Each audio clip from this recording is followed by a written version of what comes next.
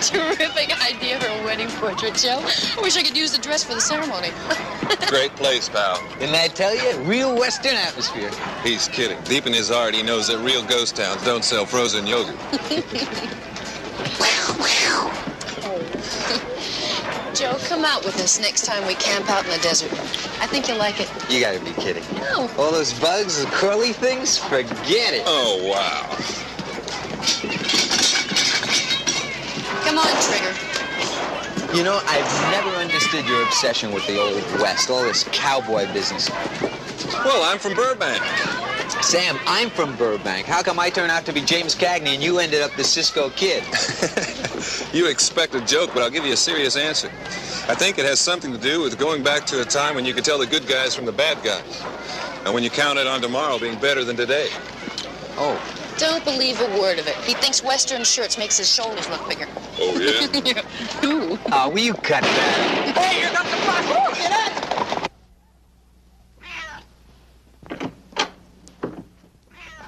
Shane, didn't I let you out when we left?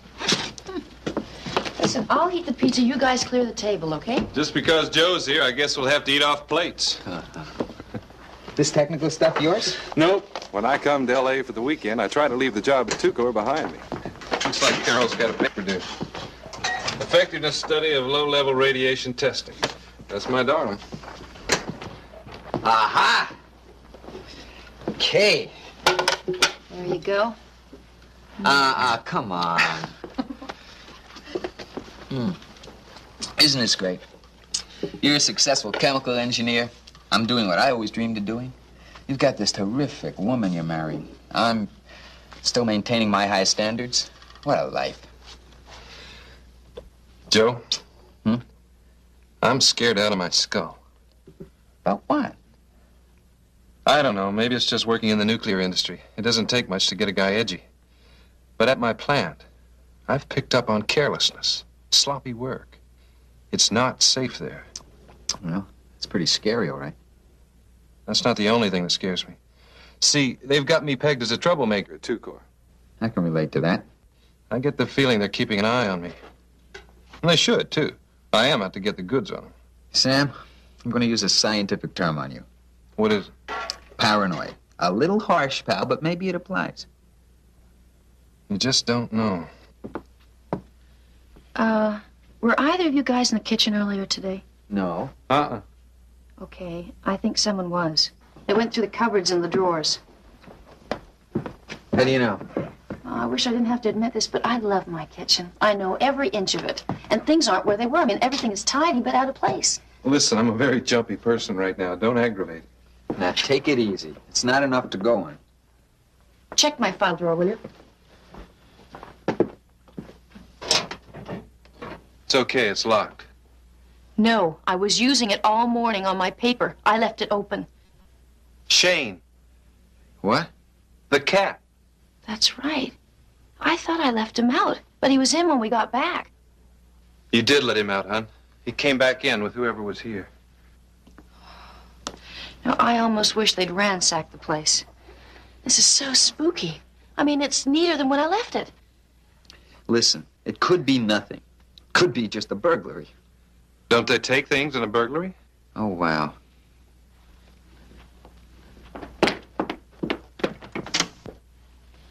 I know. But we have to do something. Maybe we should call the cops. For what, breaking and tidying? I'm talking about a chemical plant where radioactive liquids are leaking out of pipes and buckets are put down to keep the stuff off the floor. Open buckets. You got pictures of that? No, but I saw it. Do you realize how toxic that stuff is? A particle of plutonium the size of a speck of dust can cause lung cancer if you inhale it. Tell them about the boots. What's that? The crew is issued work clothes, which they're supposed to keep at the plant so they don't contaminate anything when they leave. Right. Well, part of the uniform is boots. And as a precaution, they mixed up some indelible yellow paint and painted the toes of the boots before they handed them out. So the guards will know if they try to wear the boots home. Well, isn't that kind of precaution common in the nuclear industry? It's good they're cautious. I'm saying they're not cautious enough. You see, the crew really likes those boots. and they're a hassle to change. So they fooled around with some solvent and took the yellow paint off. Oh, Those boots are tracking stuff all over the town. like radiation. Sometimes. See, you set up safeguards, but somehow there always seems to be a way around them. You've heard about Murphy's Law. Anything that can go wrong will? That's it. Well, Murphy's Law is kind of the watchword for the nuclear industry, too. But even with so much caution, incidents happen all the time. Listen, Sam, I can tell you know what you're talking about. Still, you seem kind of hostile toward your industry. No, I'm not. Just the abuses. Lou, ever since they had me read Our Buddy the Atom in 4th grade, I've been studying nuclear power. I'm committed to it. But then why? Because if we don't do it 100% right, it's not going to be worth it. I'm an optimist. I think if we can figure out how to split the atom, we can also figure out how to protect ourselves from it. What about the government? Going to them for help? Sure, I have. But the only person who'll answer my phone calls is Bob Phelps, a congressman from a district around here. If the Trib is interested, I'd sure like you guys to have it. Maybe if it's in the press, we can get some action. Are we interested, Lou? We have some evidence we are. You mean like company records? Yeah, records, inter-office memos, photographs. Something tangible for the charges we're going to make. You think you can try to get that for us? You bet. How much time have I got? Take all the time you need. I have a feeling this is one story that isn't going to go away. I didn't even get to tell him most of it. Joe's editor just said, get going. He wants evidence. Maybe now we'll get somewhere. Vitamin C? Yeah, right. I hate leaving you here alone. Don't worry about me. Whoever broke in is going to be following you all the way back to Las Tunas. Yeah, right. Me and my shadow. Maybe we'll finally get to the point where we can carpool. Very funny. Well, it is a terrible waste of gas. As a member of the energy industry, I kind of feel an obligation. This is not a million laughs, hon. What happens when the story breaks? You're going to get fired, you know. I didn't even think of it before. Of course, with my background and all, the years of study, it shouldn't be too hard to find something. Gunslinger. Cattle rustler. What the heck? Robber baron. You'll love me in mutton chops. I'll even love you if you decide against taking on that entire company on your own. Not a chance. This is going to be good. Sam, don't go. Man's got to do what he's got to do. Carol, don't worry.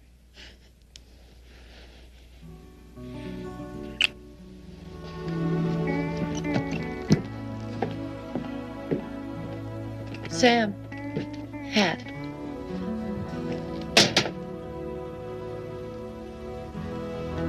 So long, man. Hope you don't mind Rossi giving Sam Beecher your private number. He's spooked about people listening in. That's why it's a private number. Hey, listen, are you sure about this fella's credentials? I mean, I don't want us being shills, you know, for the anti-nuclear people. As far as I can tell, the kid's really committed to nuclear energy. He's just interested in safe conditions where he works. Am I late? No, nothing yet. A stupid librarian couldn't find the file on plutonium. Turns out he had it under platinum. Charles Hume.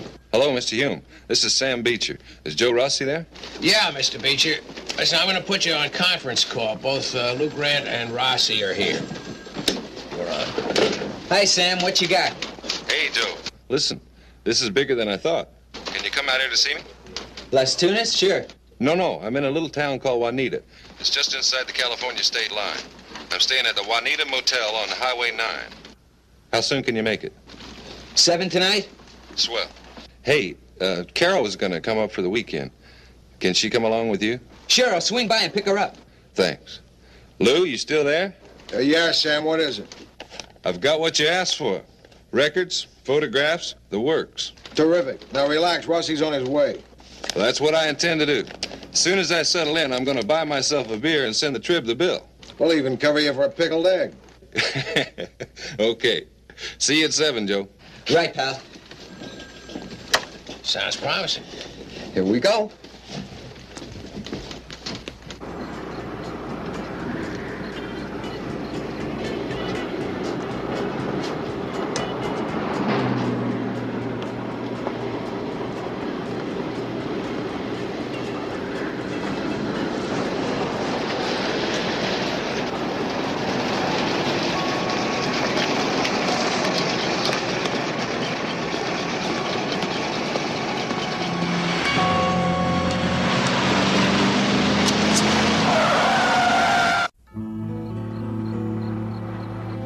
Thank you. Nada. Not even married yet, and I'm checking the bars for it. Give me the next one. Okay. Wendell's Bar and Grill. 645. Look, why don't we just call the cops? Cops? Why? What could happen in a town this size? Well, you know, Sam, maybe you had to shoot it out with a local hired gun. Well, I guess it couldn't hurt to call. I'm gonna make some coffee. You want some? Sure.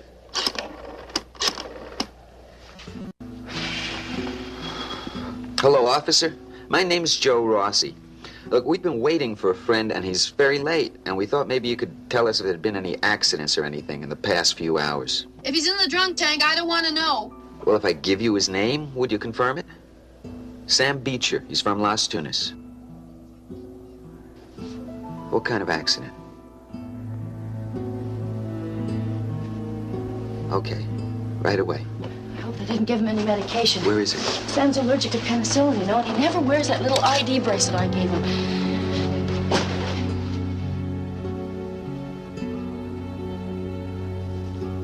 Oh, my God, no. What do you mean you're not gonna hold the guy? He killed my best friend. Did you people test him? Did you bother to find out if he'd been drinking? Yes, we did. He hadn't. According to some people in the bar, Mr. Beecher had. Now, I'm not saying he was intoxicated, but it's quite possible his reflexes were slowed by alcohol. I can't believe this. You're talking like he had it coming. Mr. Rossi, I'm sorry. I wish it hadn't happened. But the facts are that Mr. Rindell was driving within the prescribed speed limits. He had not been drinking. Now, your friend had. He crossed the street in the middle of the block. Now, from our point of view, it was an accident. We don't intend to charge a driver. What if it wasn't an accident? What do you mean by that? This man was bringing me some information, all right? Some very damaging information. This wasn't just some local Yahoo jaywalking. Mr. Rindell was just passing through town on his way from Ohio to L.A. Where in Ohio? Sandusky. Sandusky. Joe, just let it be. I want Sheriff Turner to be aware he may have a murderer in custody. Is that the man? Yes, ma'am. Excuse me. Mr. Rindell, I don't think we'll need you anymore tonight. Officer Griffin will take you to a motel. You rest up for a few days. Did the doctor give you something to help you sleep? Yes, sir. I hope they work. I just called my wife. She's coming out from Los Angeles to get me. I was supposed to meet her there. I don't think I'll ever drive again. I think.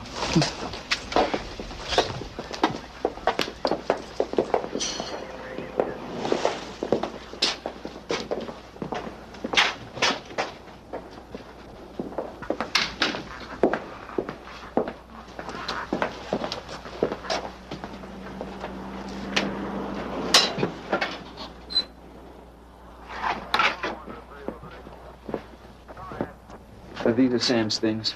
That's right. We're going to have him inventoried. This is his fiancée. They ought to go to her. Well, did he have any immediate family? No. I was going to be it.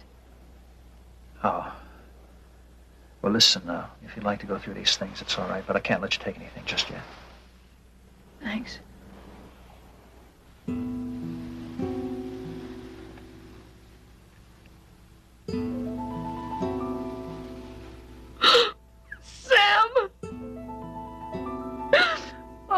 I don't think I'm going to be able to take this. Come on, miss. I live right next door. My wife will stay with you. She'll be all right. Why does this have to happen? It's okay. You just let it out.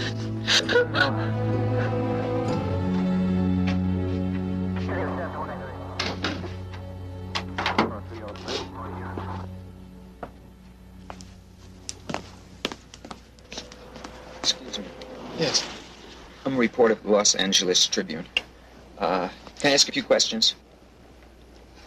I'm a friend of the deceased. What can I do for you? Were there any papers or anything at the scene when you got there? A long white business envelope? Yeah, could be. Sure, I remember picking it up.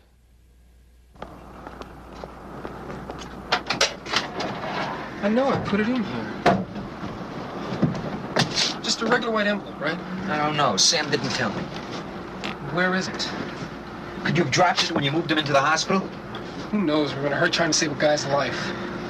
I know, I put it in here. Well, it's gone now. Rossi, I'm not pulling you off for good, but you're not in any shape to be working. No way, Lou. I've got to find those papers. Let me send someone down to work on it for the next few days. If you do that, Lou, I'll quit. So help me. I'll do this work freelance if I have to. I mean it, Lou. Please. Okay. At least we can help you on this end. What do you need? Can somebody do some checking on the guy who hit Sam? His name's Howard Rindell. R-I-N-D-E-L-L. Ohio license number YL38B6. Says he's from Sandusky. First thing in the morning. What else? Nothing tonight. Lou? Yeah. I feel like I've got a hole in my chest, about 12 inches around. Oh, Joe. I know. I'm sorry. Get some sleep. Thank you, Lou. I will. Okay. Good night.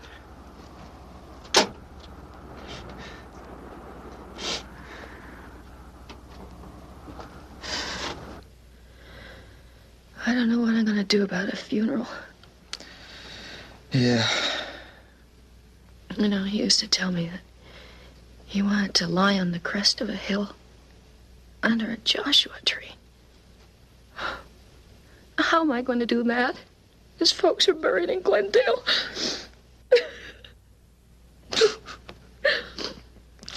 That sounds just like Sam. He liked to make it tough on us, didn't he? Always putting his friends to the test. You never let him down. I did. Lots of times. But never as bad as I did on this. I feel like it's my fault.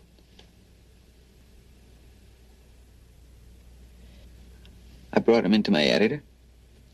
We sent him back there.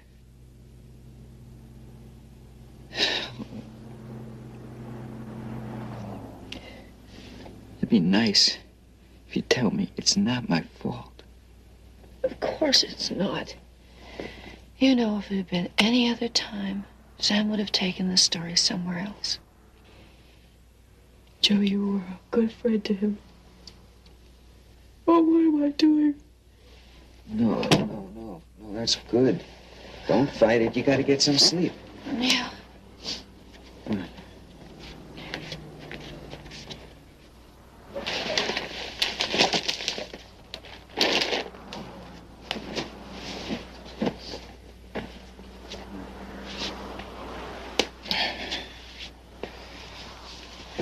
Go.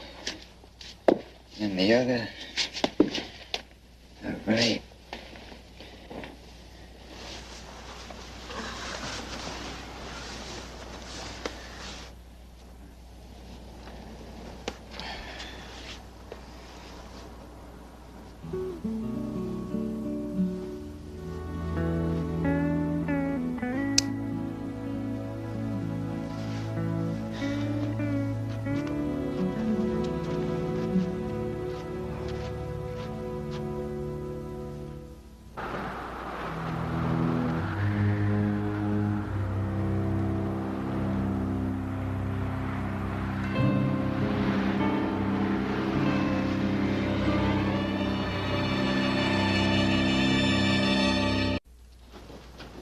Are we finished here?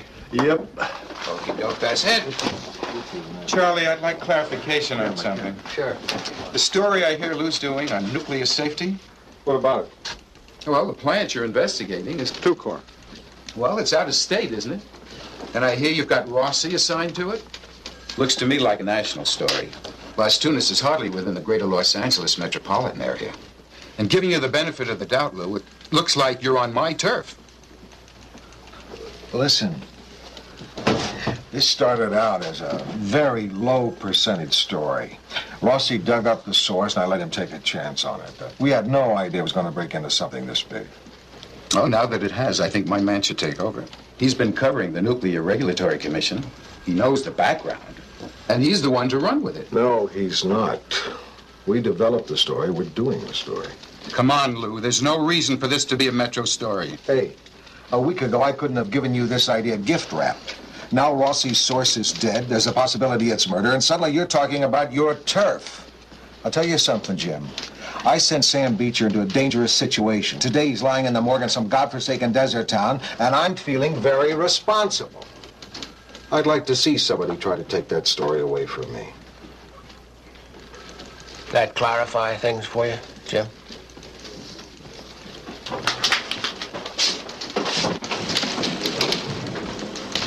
Lou? Yeah? I'm waiting for a call back on that guy Rendell. Should know something about him in a few minutes. And I talked to Congressman Phelps. Did he sound interested? He's so interested he's in your office.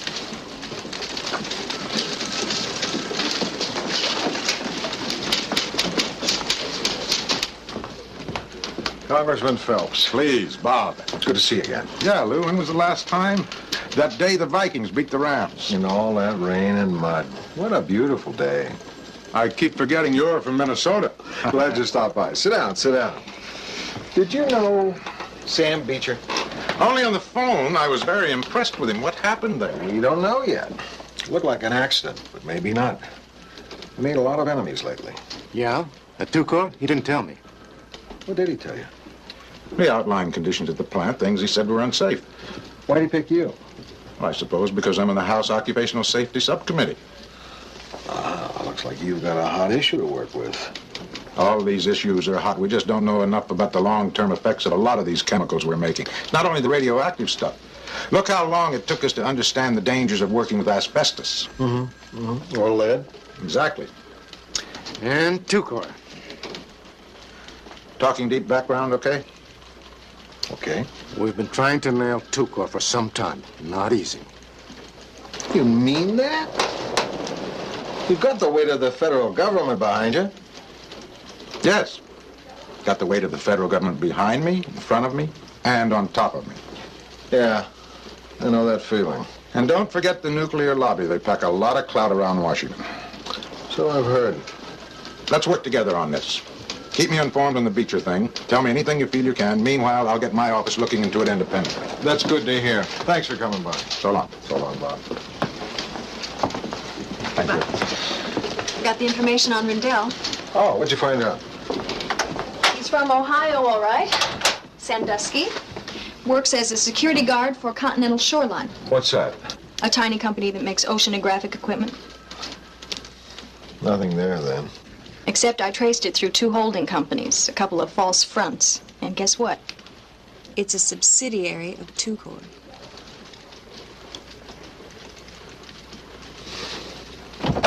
Hi. We're still being watched. I saw the guy again just now. Forget about getting corned beef in this town. You're getting ham and cheese on white. Thanks, I'll take anything. Oh, someone's heading our way. He's coming to the door. What's he look like? Big, weird looking. What'll we do? If he wants a confrontation, I'll give him one. Keep out of the way. Hi, Rusty. Lou sent me down to get some shots. I know. Why didn't anybody tell me you were coming? We were scared stiff. Probably because Lou sent me here to look out for you, and he didn't want you saying no. Does me being here bum you out? Are you kidding? Animal, this is Carol. He's one of the photographers at the Trib. How'd he do? Carol's my friend Sam's fiancée. Oh, hey, I'm sorry. Listen, there's something else. Lou didn't want to give you this on the phone, just in case, but Billy found out something heavy. That guy that was driving the car, Rendell? Yeah? He's tied to Tucor. Oh, no. I was praying it was just an accident. Animal, you came at just the right time. There's some big, strong-armed jerk been watching Carol and me. I'm gonna find out what his game is right now. Keep an eye on me.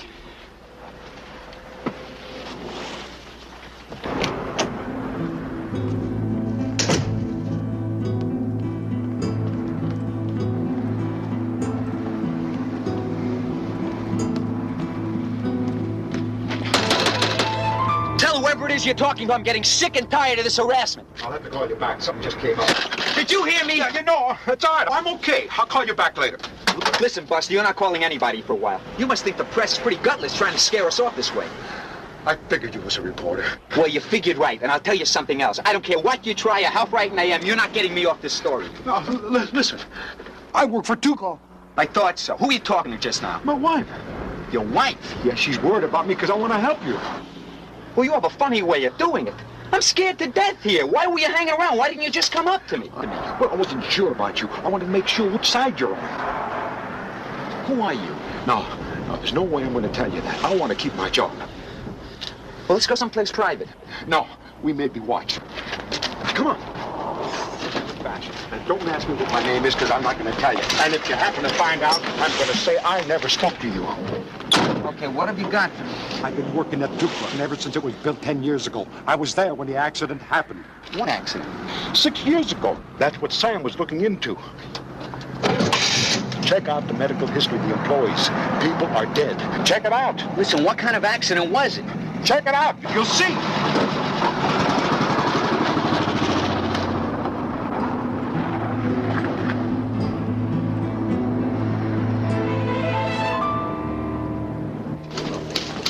Guess what? Congressman Phelps has backed off on his investigation of Tucor. Where'd you hear that? His secretary phoned me just now. Apologized for not returning all my calls, but said that the Tucor business had been temporarily tabled in favor of more pressing matters. Like the celebrity tennis tournament he's refereeing. I just got some copy on it. Sounds like he's beating a hasty retreat. He seems so gung-ho. Wonder what happened to him. Somebody get to him? Don't make me guess, Billy. Find out.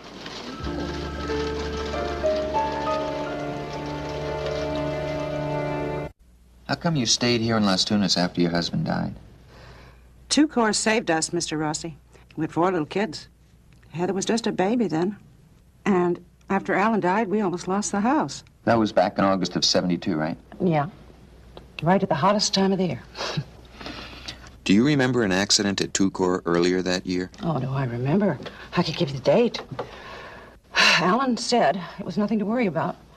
But when they come rushing into your house and strip the sheets off your bed and the clothes out of your closet, well, you don't forget something like that. They really did that? Took your sheets and all? Oh, yes. And no explanation.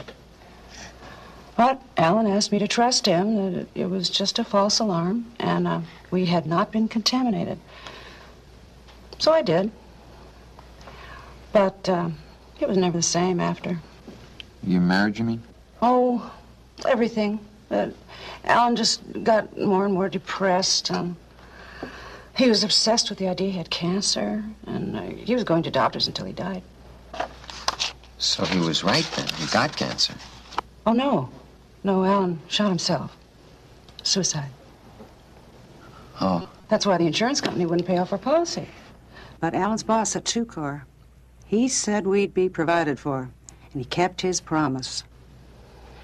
He said the company felt bad, seeing how much pressure Alan had been under, and I tell you, Mr. Rossi, I'm grateful to them for life. Where's Lou? He's down at composing. Rats. I'll leave him a note. But I would love to see his face when he reads this. I just learned why Congressman Phelps put a stop to the Tucor investigation. Found out his grandma had her family fortune tied up in the stock, right? No, better. Or worse. I just got word from a very disappointed member of his staff. He says the congressman got mixed up with a $50 hooker who had a tape recorder and enough business sense to use it. Tucor's got the tape. Uh-huh. Or a friend of theirs in Washington does. So now Phelps is worried about his own occupational safety for a change. Boy, oh boy. The guy falls victim to the oldest trick in the book. How could he be so dumb? Poor bugger. Billy. Yeah. It's not funny. Oh, sure, I know that. I didn't mean it. Art, I'm sorry. All right.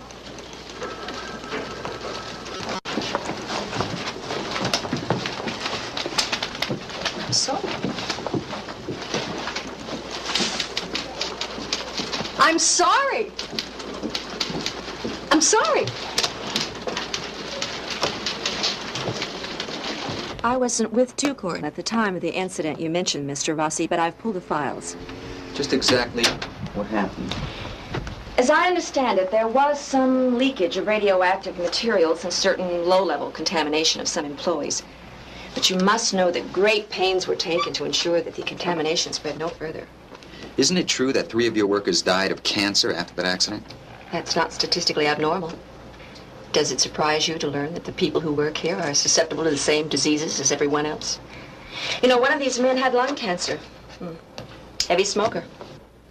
And one had cancer of the pancreas, the other cancer of the liver. Well, I'm afraid that's just not unusual. It would be if they were on the same crew when the accident happened. Perhaps.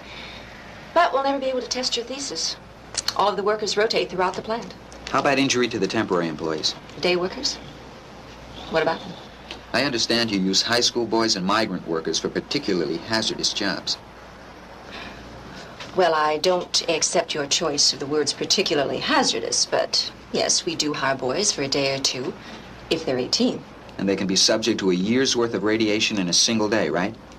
Is that why you try to find new people? That's generally right. Generally right? Where specifically am I not right? I don't want to be inaccurate. No, you're not inaccurate. Okay.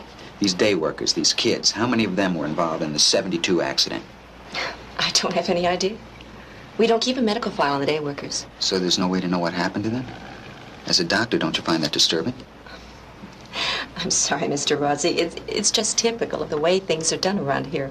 The bureaucratic mess in this place would depress a postal worker. But you're supposed to be in charge of the medical records.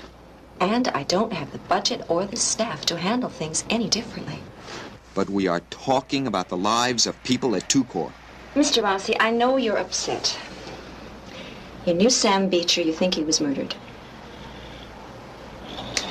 This is a small town. Word gets around. Off the record, you want my opinion of what happened? Yes.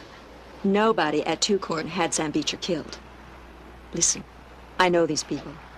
And nobody around here would have that much initiative. I got the next deal. Right. I've been working for Two-Corps 8 years. I've seen some goose, and there's nothing wrong with me. That's not what Mary Lou says. Remember when I left my gloves in here that night? And we had to sneak in at 4 in the morning to get them back before work the next day. You mean you contaminated this place with radiation? Oh, I don't think we did any real harm. Of course, the chili in here has never been quite the same since. Yeah, it's better. I can hardly wait till they turn out the lights and the waitress glows in the dark. You didn't tell the owner about the gloves? Are you kidding? We like that guy. He could have really put a dent in his business. Anybody mind if I take a few pictures? You bet your life we do.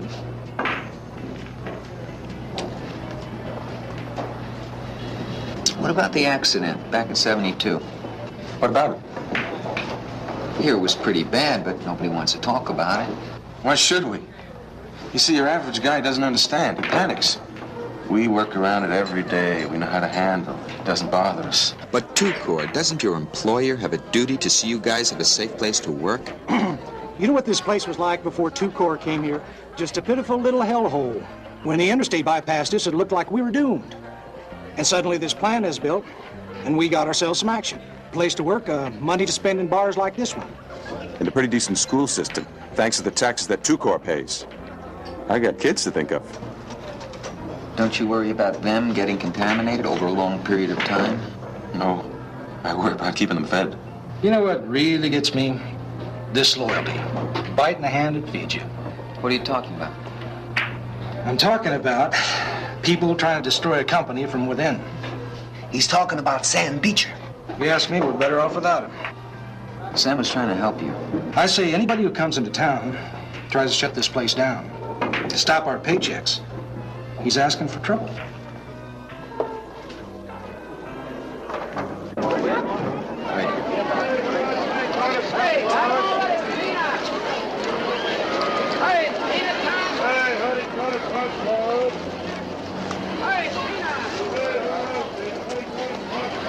Hi, Bob.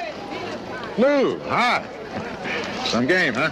Yeah, that's why we're both out here with 3 minutes left and a half. Don't you love a coach that goes into a stall after 10 minutes of play? Yeah. Billy says you've decided against investigating Two-Corps. Well, I'm glad we ran into each other. Billy is wrong. We did investigate the Sam Beecher business. What'd you find out? Well, it seems as though the kid was kind of a whiner. He never got as high up in the company as he wanted. He realized he was dead-ended, so he took it out on Two-Corps. You know what it's like. Sure, it happens all the time. What'd you find out about his allegations? Safety problems? Yeah, you checked out his complaints anyway, didn't you? Lou considered the source. Now, if we'd have heard from a grievance committee at the plant or something, that's another story. But one disgruntled employee? Especially one who's dead. That's out of line. No, it's not. I'll tell you, Bob, one of my reporters picked up on your problem with the strange bedfellow. Oh? As a matter of fact, when we get some people willing to talk on the record about it, it'll make a real nice sidebar to our story on Two-Corps. Blackmail is always a grabber. Listen, Lou, don't use a little blackmail of your own. It's a lot more complicated than that. I believe you. That's why you're getting all this lead time to think about your response to the charges before we run it. Enjoy the game.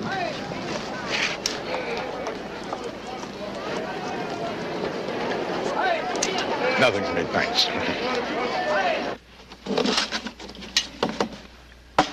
Well, that's the last of the stuff from Sam's apartment. I guess he just wasn't keeping any Two-Corps stuff at home. Either that or someone got to it before we did. Hey. What is this? Oh, it's a Geiger counter. Sam got it for high school graduation. Oh, I remember. I got this watch with a radium dial, and we played with both of them all day. Two of us would go out in the desert, take it with us looking for uranium. Later on, Sam used it to check himself out. How does it work? Well, one of these things here is a switch. Somewhere here. Yeah, here. I don't know if this thing's still working, but if it is, and there's anything radioactive around, you just flip the switch and... That can't be.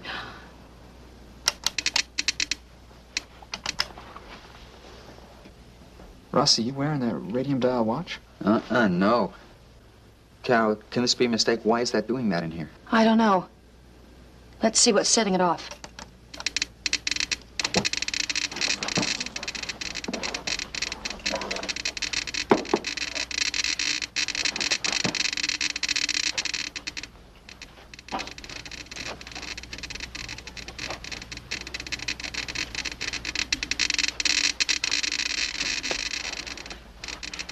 No.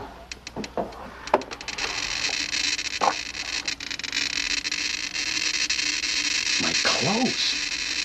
I bet it's the same in my room. What are we gonna do? Somebody wants us out of here. And we're going to accommodate them. But first, we're going to use an outside phone to call the cops. And I'm gonna call Lou. Okay. Tell them to warn a hospital in L.A. that 3 possible cases of radiation contamination are on their way in. All right. And don't touch anything! Shouldn't we go to a local hospital? After all this, let's just get out of here while we can. Don't touch it. Come here. Here, bend down. Go ahead. Go ahead. Calling Dr. Newman, please. Dr. Newman, please report to pediatrics. Lou, How are you? and thanks for the clothes. Sure, my mother didn't help you pick these out. I had to guess on the size. How'd I do? Pretty good. The tie was a joke, right? Uh-huh. So were the suspenders. Well, yeah. I like them. Which room's Rossi in? That one. Lou, Rossi's pretty depressed. I know. Hi. You got a clean bill of health, isn't that great?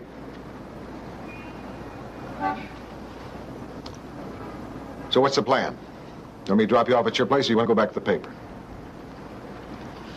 They chased us out of town, Lou. We're licked. No. Not entirely. The cops are looking into Sam's death. It's starting to look like the guy who was driving wasn't acting alone. Billy found out his wife opened a new bank account a week after the accident. They'll get him. Sure, he'll take the fall. Don't be so sure. Rendell probably thought manslaughter was the worst charge they could pin on him. If that becomes murder, he might decide to talk. But what about the story, Lou? We're back where we were the day Sam came to the office with accusations and no evidence. Hi, Lou. Hi. Thanks for the clothes. You got good taste. I raised 3 daughters. I'm gonna go now, Joe. Try and get back into the old routine. These past few weeks have really... You know, you should try and do the same, hmm? Get back to the office, see some familiar faces.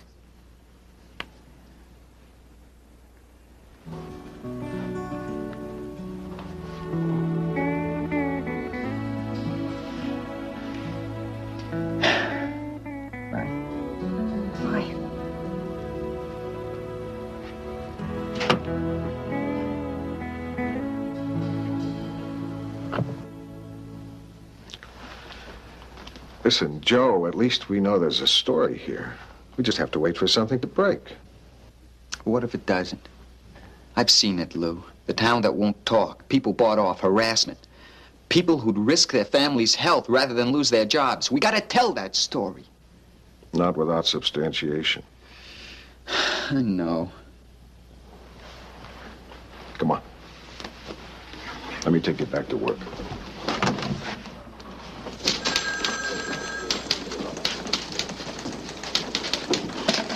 Hi, Rossi. Hi, Ivan. I've been saving your mail for you. Thanks. Thanks. Howdy, stranger. Hi, Donovan. Welcome back. Gang put me in charge of the welcoming committee. Okay, but I hate these big deals. Just let's get it over with. We already did. Hi, Rossi. You're looking pretty good. I'm sorry about your friend. Thanks, Billy.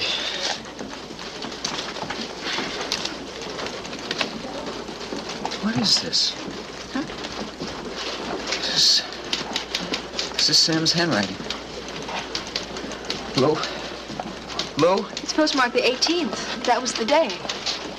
I know. Where is it? It's from Sam.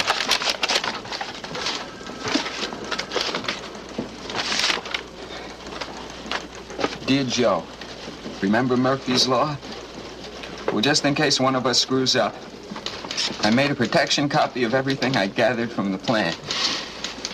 Getting cautious in my old age. Even you can't deny that this makes for one hell of a story. You're welcome, Sam.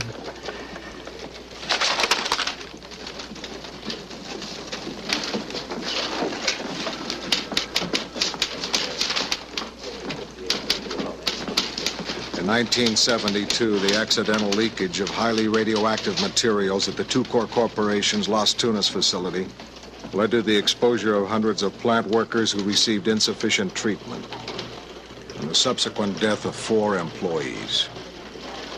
5, Lou.